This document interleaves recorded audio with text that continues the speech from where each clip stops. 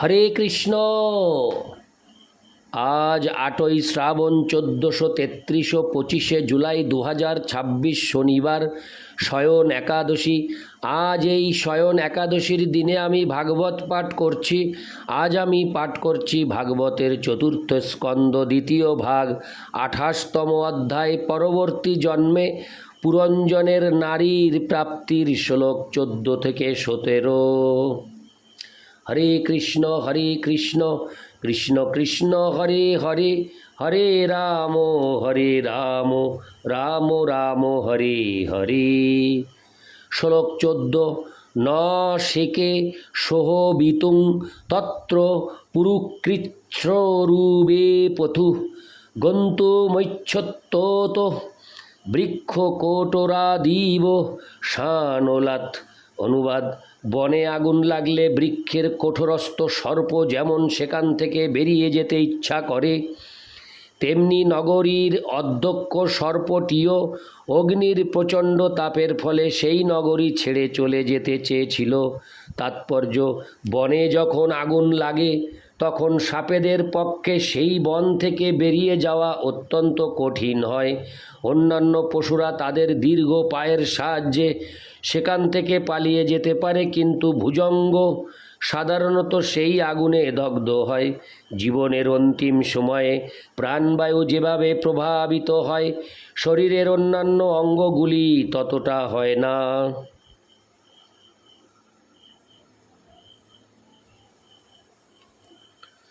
ইতি শ্লোক ১৪। শ্লোক ১৫। শিথিলা বয়ব জর্হি গন্ধর্বৈরিত পৌরুষ যবনৈরিভি রাজন্নুপরুদ্ধ রুরোধঃ। অনুবাদ: যখন গন্ধর্ব ও যবন সৈনিকেরা তার দেহের শক্তিকে সম্পূর্ণরূপে পরাস্ত করে ফেলেছিল, তখন সেই সর্পটির শরীর শিথিল হয়ে গিয়েছিল। সে যখন তার দেহটি ত্যাগ করার চেষ্টা করে, তখন তার শত্রুরা তাকে আটকে ফেলে। এইভাবে তার সমস্ত প্রচেষ্টা যখন ব্যর্থ হয়েছিল, তখন সে উচ্চস্বরে ক্রন্দন করতে শুরু করেছিল। তাৎপর্য: জীবনের অন্তিম সময়ে ব্যাধির প্রভাবে কফ, পিত্ত ও বায়ুর দ্বারা শরীরের বিভিন্ন দ্বারগুলি রুদ্ধ হয়ে যায়। তখন জীব তার কষ্ট ব্যক্ত করতে পারে না এবং তার চারপাশে দণ্ডায়মান আত্মীয় স্বজনেরা মৃত্যু পথযাত্রী ব্যক্তির কণ্ঠ থেকে ঘুরঘুর শব্দ শুনতে পায়। মুকুন্দমালা স্তোত্রে রাজা কুলশেখর বর্ণনা করেছেন: কৃষ্ণ তদীয় পদ পঙ্কজ পঞ্চরান্তম অদৈব মে বিশতু মানসরাজ হংস প্রাণ প্রয়াণ সময়ে কফবাত পিত্তৈ কণ্ঠাবরোধন বিধৌ শরণং কুতস্তে। হে কৃষ্ণ, আমাকে এখনই মৃত্যুবরণ করতে দাও, যাতে আমার মনরূপী হংস তোমার চরণ কমলের নালের দ্বারা আলিঙ্গিত হতে পারে। তা না হলে প্রাণত্যাগ করার সময় যখন আমার কণ্ঠ কফ, বায়ু ও পিত্তের দ্বারা রুদ্ধ হয়ে যাবে, তখন আমি কিভাবে তোমার কথা চিন্তা করব? হংস গভীর জলে ডুব দিয়ে কমল নালের দ্বারা বেষ্টিত হতে খুব ভালোবাসে। এই বন্ধন তার এক প্রকার আনন্দ বিলাস। আমরা যদি সুস্থ অবস্থায় ভগবানের শ্রীপাদপদ্ম স্মরণ করে মৃত্যুবরণ করতে পারি, তাহলে সেটি সর্বশ্রেষ্ঠ সৌভাগ্য।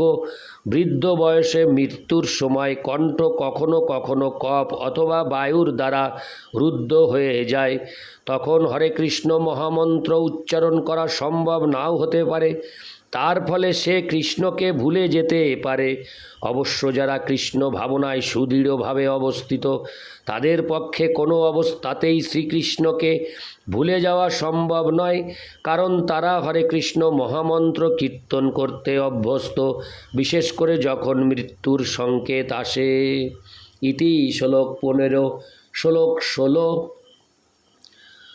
দুহিত্রী পুত্র পৌত্রাংশ্চ জামি জামাত্রী পার্শ্বদান সত্তাবশিষ্টং যৎ কিঞ্চিদ গৃহকোষ পরিচ্ছদম।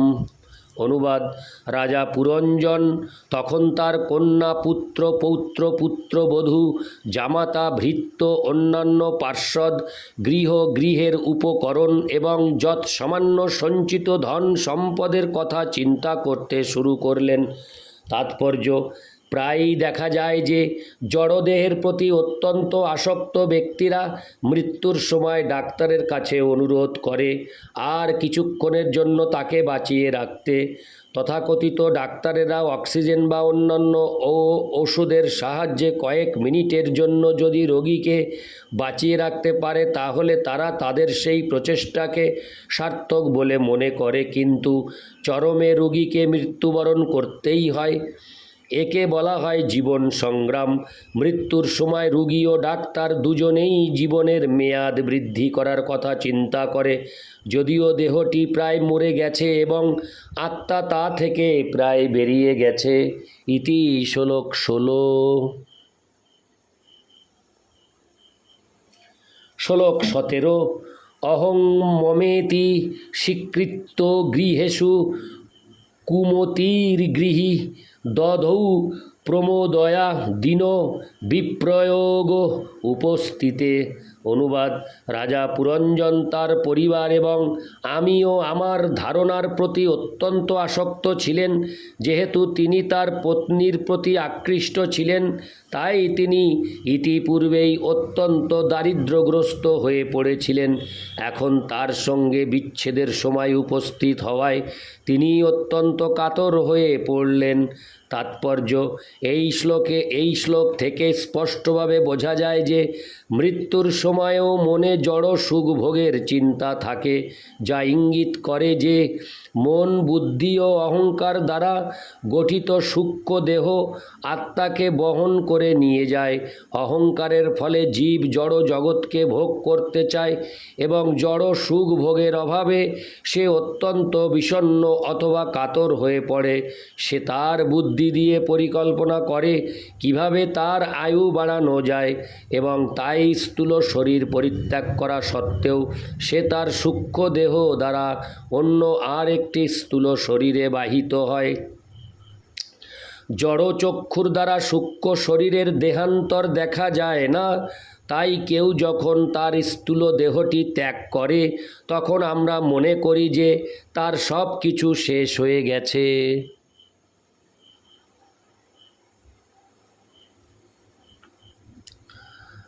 হরে কৃষ্ণ। জড় সুখভোগের পরিকল্পনাগুলি করে সূক্ষ্ম দেহ এবং স্থূল দেহ হচ্ছে সেই পরিকল্পনাগুলি উপভোগ করার যন্ত্র। সেই সূত্রে স্থূল দেহকে পত্নীর সঙ্গে তুলনা করা যায়, কারণ পত্নী হচ্ছেন পতির সর্বপ্রকার ইন্দ্রিয় সুখভোগের প্রধান সহায়ক। স্থূল দেহের সঙ্গে দীর্ঘকাল যাবৎ সম্পর্ক থাকার ফলে জীব তার বিচ্ছেদে অত্যন্ত কাতর হয়ে পড়ে। জীবের মানসিক কার্যকলাপ তাকে অন্য আর একটি স্থূল দেহ ধারণ করে তার জড়জাগতিক অস্তিত্ব বজায় রাখতে বাধ্য করে। সংস্কৃত ভাষায় স্ত্রী শব্দটির অর্থ হচ্ছে বিস্তার। স্ত্রীর মাধ্যমে মানুষ পুত্র, কন্যা, পৌত্র ইত্যাদি আকর্ষণের বস্তুগুলি বিস্তার করে। আত্মীয় স্বজনদের প্রতি আসক্তি মৃত্যুর সময় অত্যন্ত প্রবলভাবে প্রকট হয়। প্রায়ই দেখা যায় যে দেহত্যাগ করার ঠিক পূর্বে মানুষ তার প্রিয় পুত্রকে ডেকে তার হাতে তার পত্নী এবং অন্যান্য বস্তুর দায়িত্বভার অর্পণ করে। সে বলে, প্রিয় পুত্র, আমি তো এখন চলে যেতে বাধ্য হচ্ছি, দয়া করে তুমি পরিবারের দায়িত্ব গ্রহণ করো। সে যে কোথায় যাচ্ছে সেই সম্বন্ধে কিছুই না জেনে সে এইভাবে বলে। ইতি শ্লোক 17। হরে কৃষ্ণ কৃষ্ণ কৃষ্ণ হরে হরে, হরে রাম রাম রাম হরে হরে। হরে কৃষ্ণ।